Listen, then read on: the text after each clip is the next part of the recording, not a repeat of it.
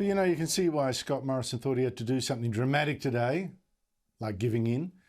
Today's news poll, the Morrison government again behind, 48% to Labor's 52%, and Morrison's popularity taking a big hit, down 7 points from 62% to, yes, a still reasonable 55%, but it's all in just 2 weeks. Joining me is the political panel, Michael Kroger, former Victorian Liberal President, Michael Costa, former New South Wales Labor Treasurer. But here's the thing, Michael Costa, despite 6 weeks of terrible headlines and an absolutely single-minded focus on the media about the Liberals being anti-women, despite, you know, Scott Morrison and bungling his responses as well, you've still got news polls saying that Morrison is their preferred Prime Minister, way ahead of Labor's Anthony Albanese, 52% support to Albanese's 32%. So what does this in the broad tell you? Well, it tells me that despite the short-term hiccups that he's going through, the Prime Minister is still on track to win the next election.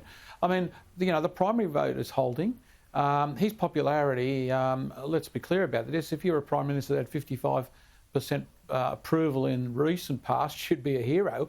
You know, he's still above the averages that we've seen from recent Prime Ministers. And Labor, whilst it's benefited to some extent, really hasn't been able to cut through on what counts, policy. See, this election and the next election will be about policy. And, you know, Labor has still not been able to carve out a policy agenda that's able to differentiate it from the government, but more importantly, win back the centre ground. And I just see them struggling all the way through, because this will blow over, Andrew. I mean, it's hard to look at it at the moment and think that it will blow over, but these things do blow over, and then we come back to policy, and Labor just doesn't have the policy agenda.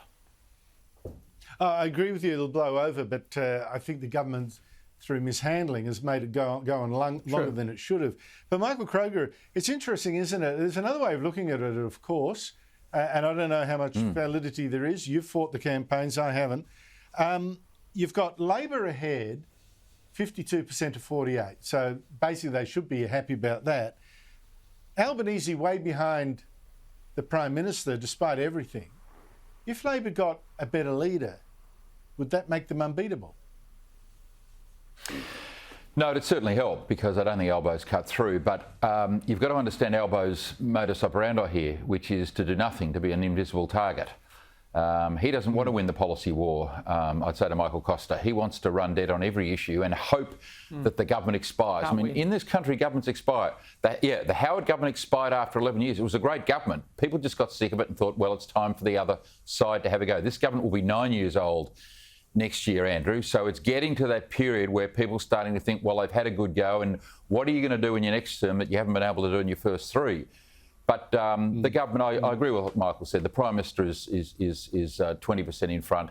And don't forget, we're 4% behind the polls. But go back to November 18, when the Liberal Party was in its worst state, when the brand was completely toxic after the Turnbull leadership takeover and all of the massive bullying allegations. And we lost the state election then, we lost the Wentworth by-election. Our brand was toxic in November, December 18. Morrison was 10% behind. It was 55-45. And in 6 months, he turned that around. He went from 45 to 51.5, and Labor went from 55 to 48.5. Now, there's a year till the next election. There's a long way to go. Andrew? No, that's true. But I must say, apart from Michael Costa, I buy your line that this too will pass, as most of these confected crises do. But the point is that it's like with Trump. At some stage, voters start thinking, I've had enough of the drama, even if they don't, you know, even if the particular issue doesn't bite through, don't want the drama.